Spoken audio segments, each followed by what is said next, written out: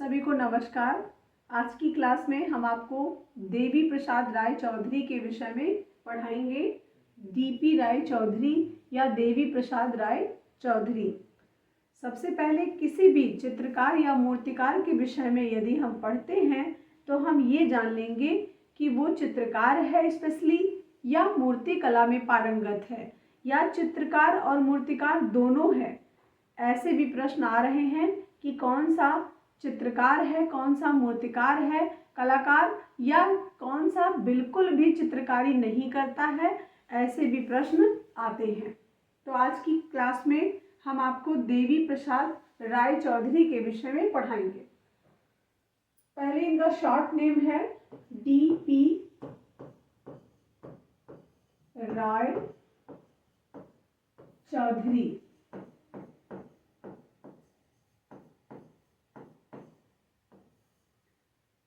किसी भी नाम का यदि शॉर्ट नेम है तो फुल नेम जरूर पूछा जाता है। तो इनका पूरा नाम क्या है?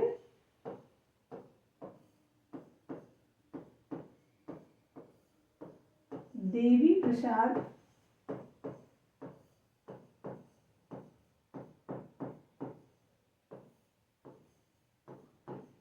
राय चौधरी।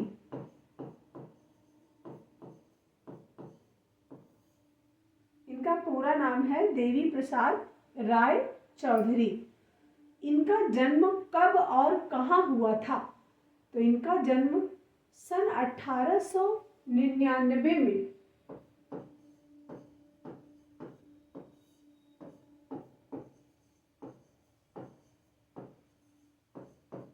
बांग्लादेश में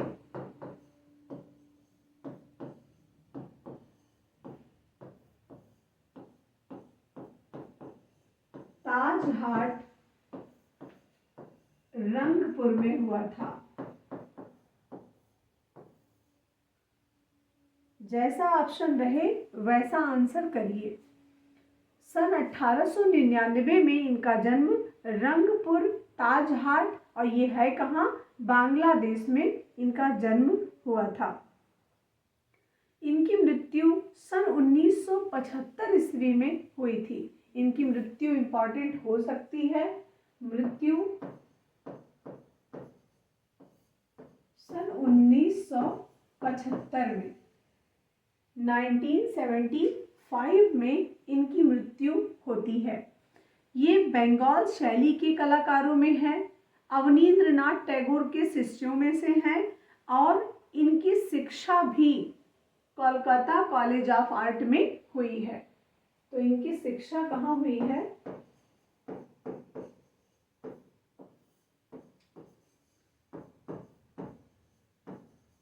कोलकाता कॉलेज ऑफ आर्ट।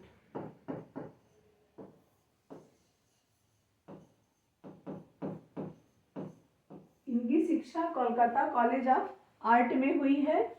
और इन्होंने शिक्षण कार्य कहाँ किया है? शिक्षण कार्य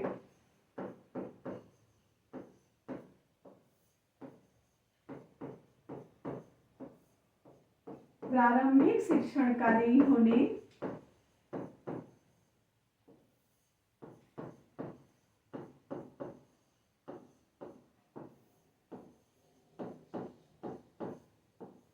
इनका प्रारंभिक शिक्षण कार्य जो है वह Indian society of oriental art में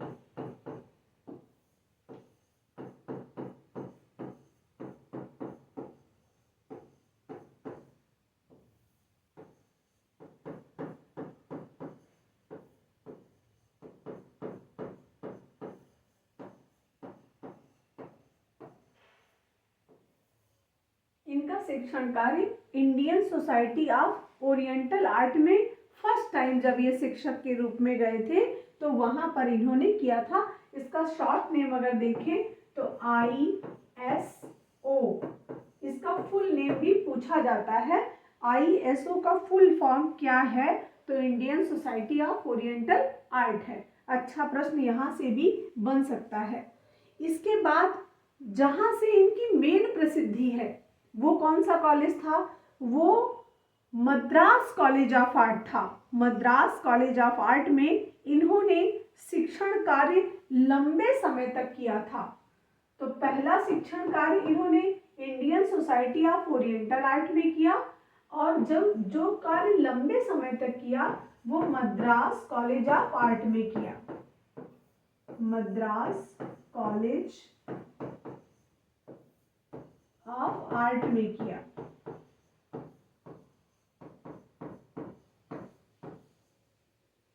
मद्रास कॉलेज ऑफ आर्ट में इन्होंने कार्य किया। और ये मद्रास कॉलेज ऑफ आर्ट कब गए थे? मद्रास कॉलेज ऑफ आर्ट में ये कब गए थे? एक अच्छा प्रश्न यहाँ से ये भी बनेगा कि ये मद्रास कॉलेज ऑफ आर्ट में कब गए थे। तो ये मद्रास कॉलेज ऑफ आर्ट के प्रथम भारतीय प्रधानाचार्य के पद पर सन 1929 ईस्वी में गए थे।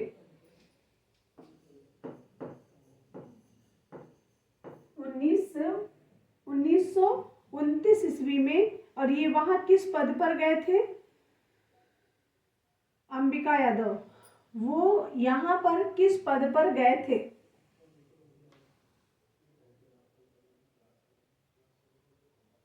किस पद पर गए थे? प्रिंसिपल के पद पर गए थे, प्रथम प्रधानाचार्य के पद पर। और प्रथम प्रधानाचार्य नहीं, प्रथम भारतीय प्रधानाचार्य के पद पर गए थे।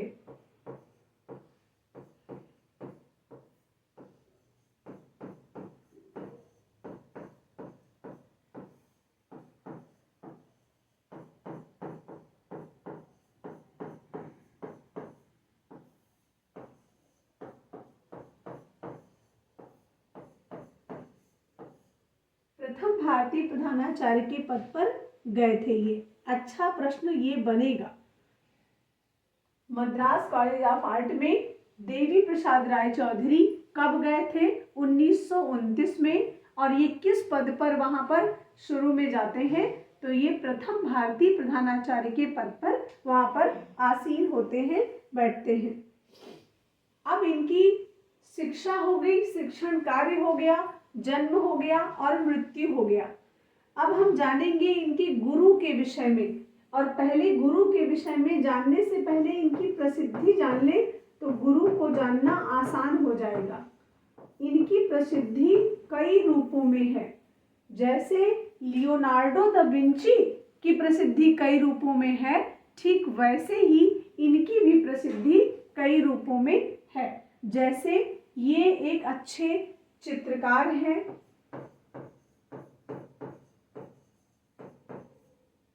मूर्तिकार हैं,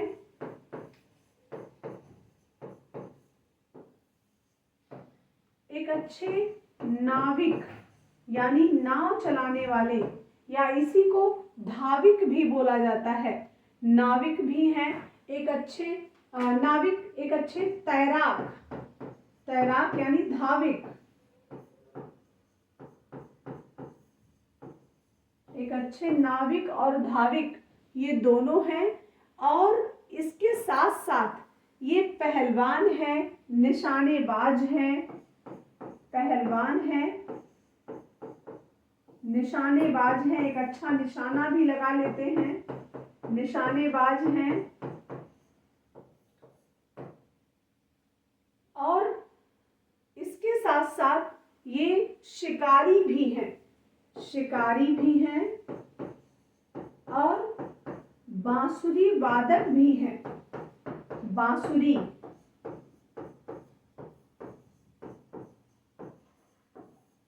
उपरोक्त सभी में इनकी प्रसिद्धि है। लेकिन अगर कोई एक मुख्य रूप से हम बात करें कि ये मुख्य रूप से किस रूप में जाने जाते हैं, किस रूप में प्रसिद्ध हैं, तो क्या कहेंगे? प्रमुख रूप से ये मूर्तिकार हैं। प्रमुख रूप से ये क्या है?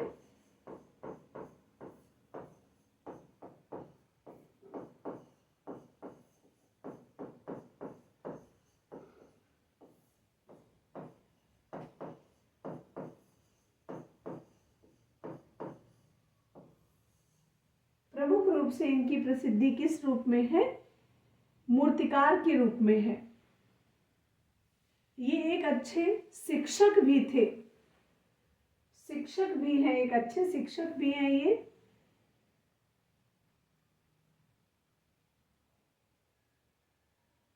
ठीक, इनकी प्रसिद्धि किस रूप में होगी? मूर्तिकार के रूप में ये जाने जाएंगे। अब बात करते हैं इनके गुरु की।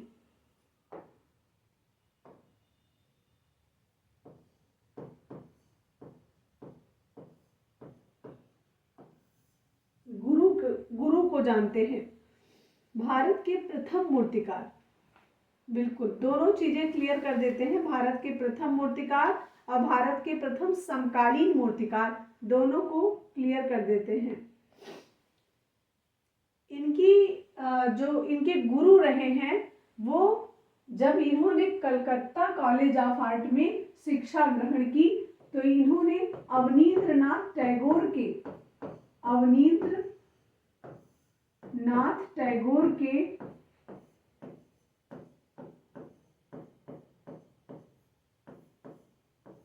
सानिध्य में वॉल्स पेंटिंग सीखा।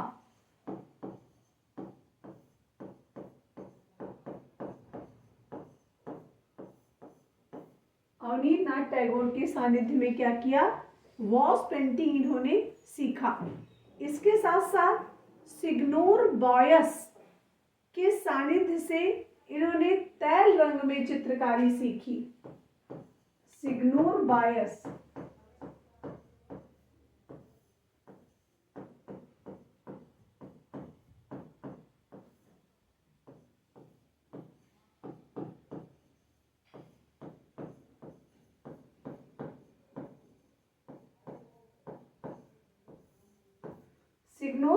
से इन्होंने क्या सीखा? ऑयल पेंटिंग सीखा। और मूर्ति कला की शिक्षा हिरण्मय राय चौधरी से लिया।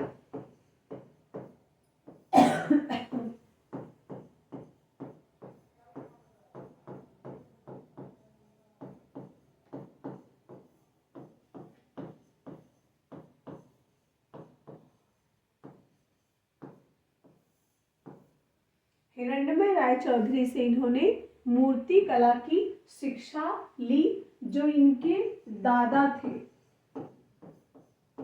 जो इनके क्या थे? रिश्ते में दादाजी थे। हिरण्मय राय चौधरी इनके दादा थे, उनसे इन्होंने मूर्ति कला की शिक्षा ग्रहण की। अब बात करते हैं इनका कुछ कथन है, और इनका जो बहुत फेमस कथन है वो क्या है? वो है कला किसी के बाप की बपौती नहीं। कला किसी के बाप की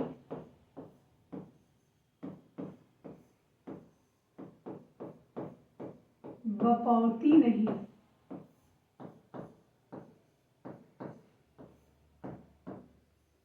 इसे कोई भी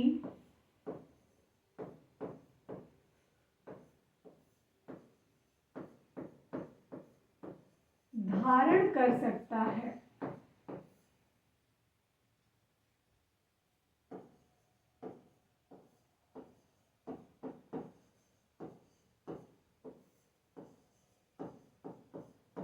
कला किसी के बाप की बपौती नहीं, इसे कोई भी धारण कर सकता है। यह कथन किसका है?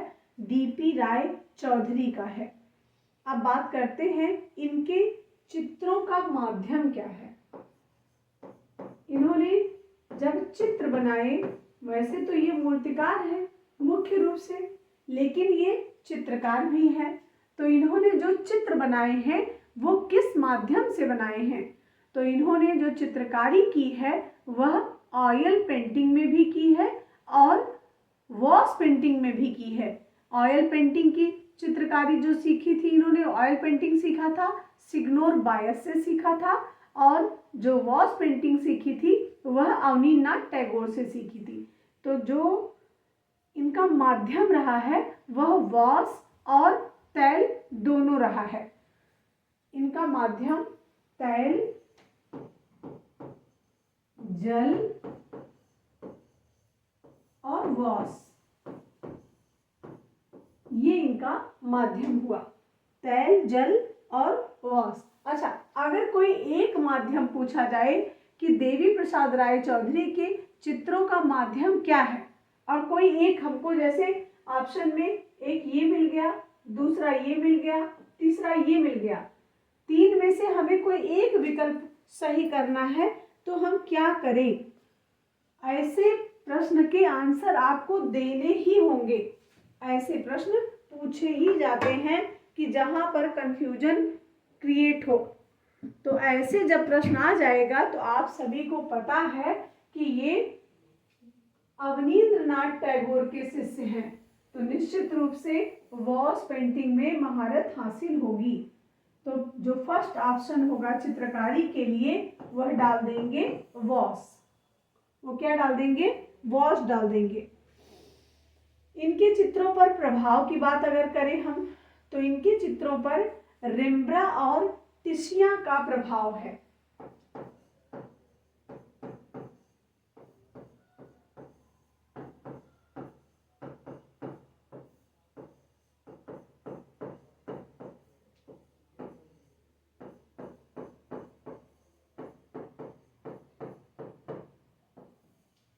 इनके चित्रों पर रेम्ब्रा और टिशिया का प्रभाव है, और इनके प्रकृति चित्रों पर इन्होंने कुछ प्रकृति चित्र भी बनाए हैं, लैंडस्केप कलाकार भी हैं।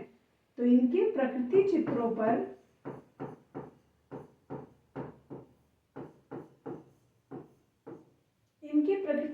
पर टिशिया का प्रभाव ज्यादा दिखाई देता है। टिशिया का, ये सब यूरोपीय चित्रकार है टिशिया और रेम्ब्रा। इनके चित्रों पर, प्राकृतिक चित्रों पर टिशिया का प्रभाव अधिक दिखाई देता है। इनके चित्रों के जो विषय है वो क्या है? चित्रों के विषय,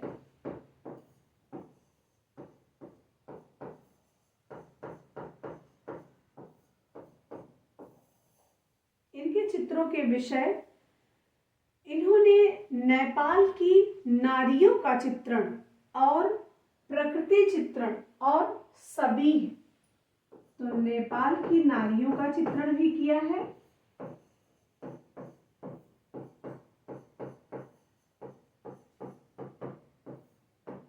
और प्राकृतिक चित्रण भी किया है,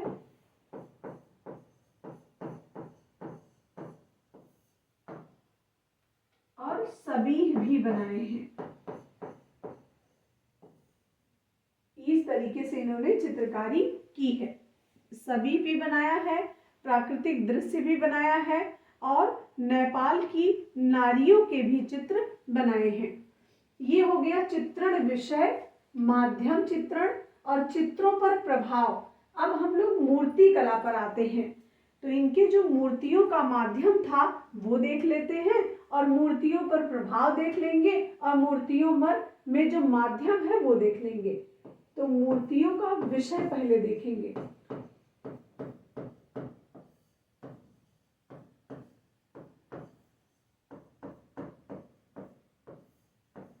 इनके जो मूर्तियों का विषय था वह है मजदूर, किसान और सेना के जवान। मजदूर, किसान और सेना के जवान।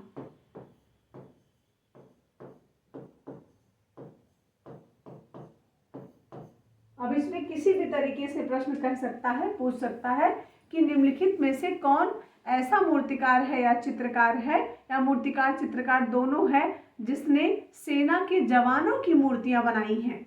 ऐसा प्रश्न बन सकता है, पूछा जा सकता है। तो देवी प्रसाद राय चौधरी, तो इन्होंने मजदूर, किसान और सेना के जवानों की मूर्तियां बनाई हैं, और इनके जो मूर्तियों का माध्यम था वह कई माध्यमों में काम करते थे। मूर्तियों का माध्यम,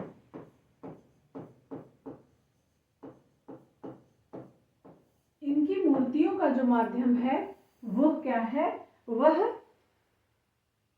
पीओपी यानी प्लास्टर ऑफ पेरिस,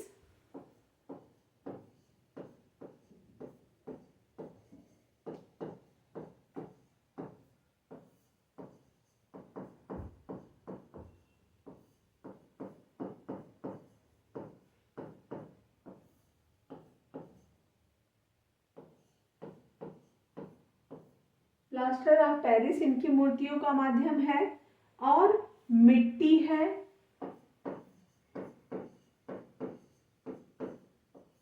कांसा है, मिट्टी, कांसा, सीमेंट और कंक्रीट।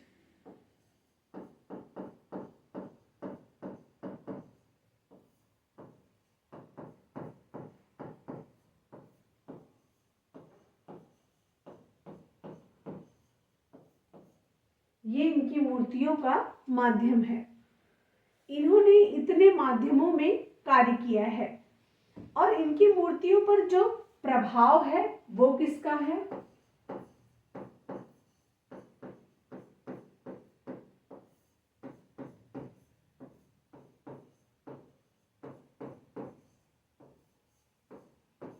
रौंदा तथा बोरदेले का प्रभाव है।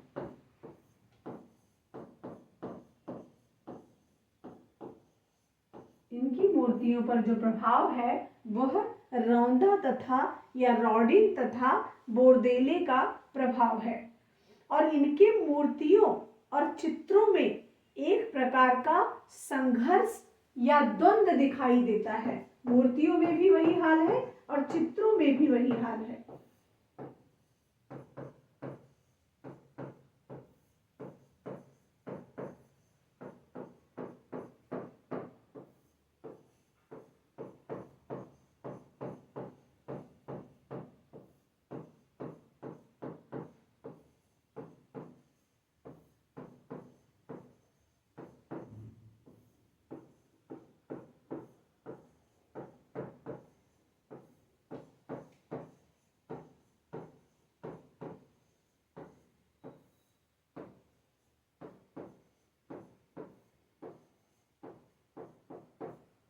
इनकी मूर्तियों व चित्रों पर एक प्रकार का संघर्ष या द्वंद्व या विषम परिस्थितियां, ये सब दिखाई देता है। संघर्ष, द्वंद्व या विषम परिस्थितियां दिखाई देती हैं। ये इनकी मूर्तियां हैं, मूर्तियों के प्रभाव हैं, मूर्तियों पर किसका प्रभाव है, इन्होंने मूर्तियां किस माध्यम में बनाई हैं, ये सभी कुछ यहाँ पर आपको बताया। अब यहाँ पर चित्रों की विशेषताएं बताएंगे, चित्रों की इनकी क्या विशेषताएं रही हैं।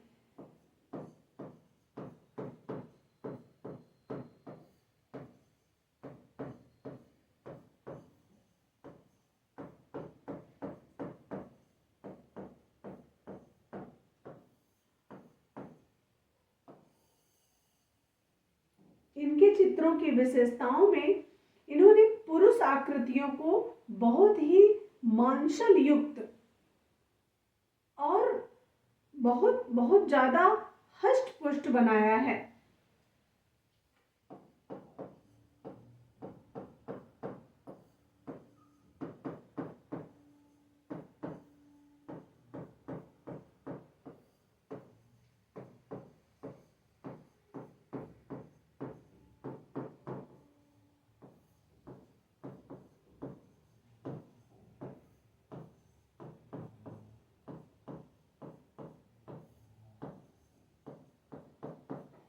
पुरुष आकृतियों को कैसा बनाया? बहुत ही हष्ट पुष्ट, बहुत ही मांसल युक्त, भारी भरकम, इस तरीके से इन्होंने बनाया है। इनसे एक बहुत इम्पॉर्टेंट क्वेश्चन एक आता है, उसको अभी बताते हैं। पहले इनके चित्रों की समानता,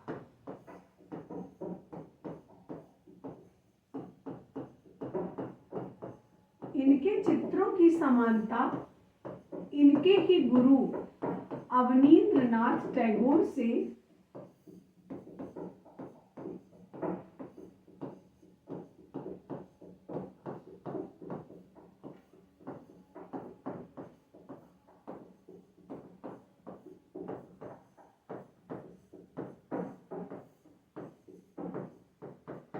अवनींद्रनाथ टैगोर से की जाती है, इनके चित्रों की समानता। अब बात करते हैं, इनके कुछ प्रमुख तथ्य हैं। देवी प्रसाद राय चौधरी से संबंधित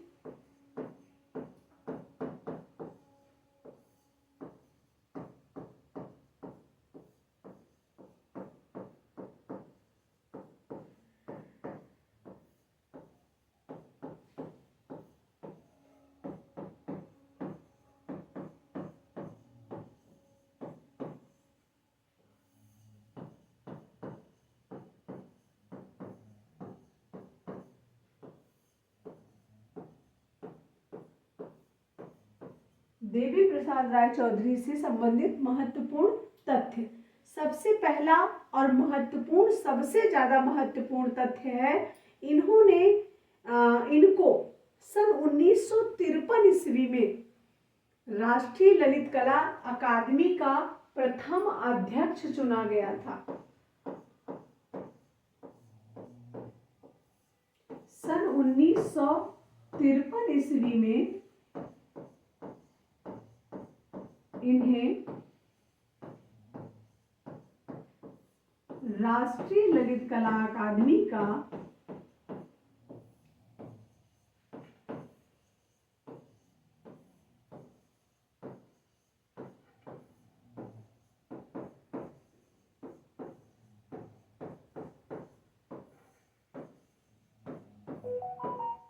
अध्यक्ष चुना गया था।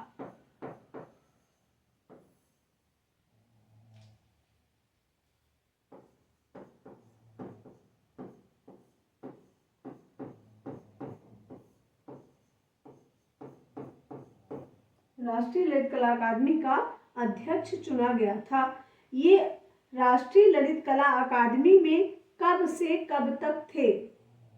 कब से कब तक राष्ट्रीय ललित कला अकादमी में ये थे? अच्छा प्रश्न बनेगा। 54 लगाएं कि 53 लगाएं, इसके लिए भी बताते हैं, 1 मिनट वेट करें बस। ये कब से कब तक राष्ट्रीय ललित कला अकादमी में थे? अच्छा प्रश्न ये भी बन सकता है। 1953 से लेकर 1960 तक, 1953 से लेकर 1960 ईस्वी तक ये राष्ट्रीय ललित कला अकादमी में रहे अध्यक्ष के पद पर, और ये प्रथम अध्यक्ष थे। अब बात यहाँ पर ये आती है कि पहले हम 53 लगाएं कि 54 लगाएं। तो पहले हमें 53 ही करना है, 54 तब करेंगे जब हमें ऑप्शन में नहीं मिलेगा, तब हम 54 करेंगे, अन्यथा 53 ही करें। अच्छा, कुछ लोगों का कहना है भाई स्थापना तो 54 में होती है तो 53 कैसे लगा दें? तो जो लिखा हुआ मिलेगा उसी को लगाना पड़ेगा, समझ रहे हैं? 54 लिखा हुआ नहीं मिलता है, लेकिन राष्ट्रीय ललित कला अकादमी की स्थापना 54 लिखी मिलती है, इसलिए राष्ट्रीय ललित कला अकादमी की स्थापना कब हुई है? 54 लगाएंगे। और वहां पर प्रथम अध्यक्ष के रूप में इन्होंने कब कार्य किया है? तब 53 लगाएंगे, यदि ऑप्शन में होता है तो। इसके बाद में इनको सन 1958 में प्रथम पद्म भूषण पुरस्कार से सम्मानित किया गया। 1958 में, 1958 ईस्वी में इनको प्रथम पद्म भूषण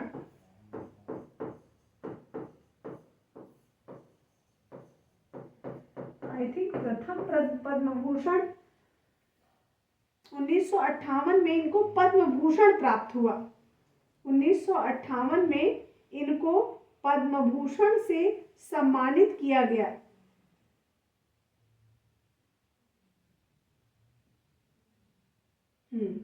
अच्छा प्रश्न ये भी बनता है कि इनको पद्म भूषण पुरस्कार कब मिला था? 1958 में इनको पद्म भूषण प्रथम नहीं मिलेगा, इनको बिल्कुल इनको प्रथम नहीं मिलेगा, इनको प्रथम पद्म भूषण नहीं मिलेगा।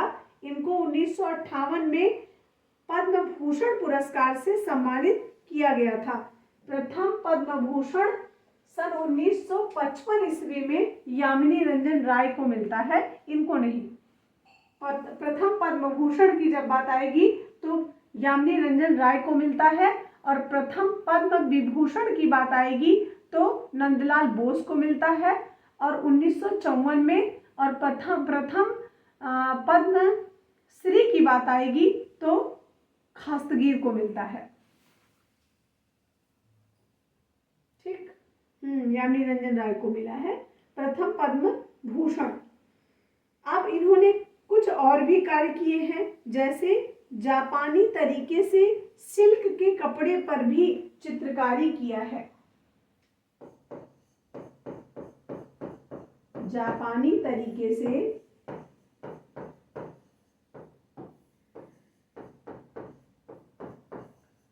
सिल्क के कपड़े पर।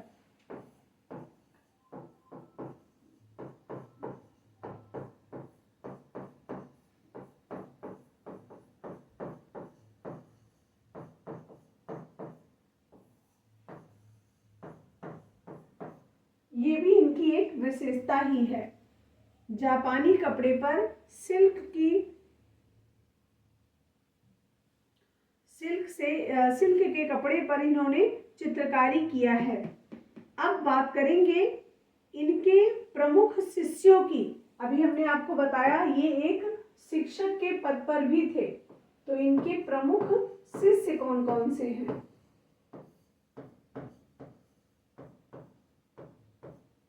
इनके प्रमुख शिष्यों में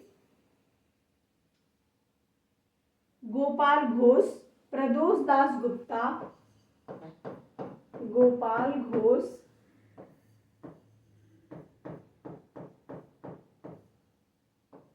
प्रदोष दास गुप्ता,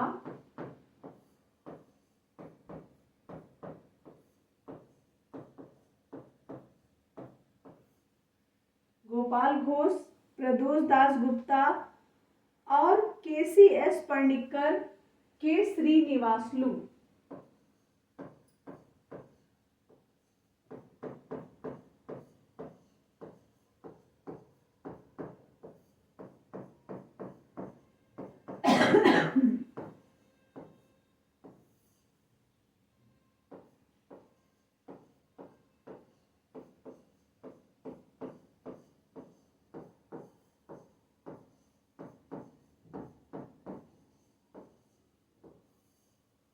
KCS पर्णिक्कर और के श्रीनिवासलू ये इनके शिष्य रहे हैं।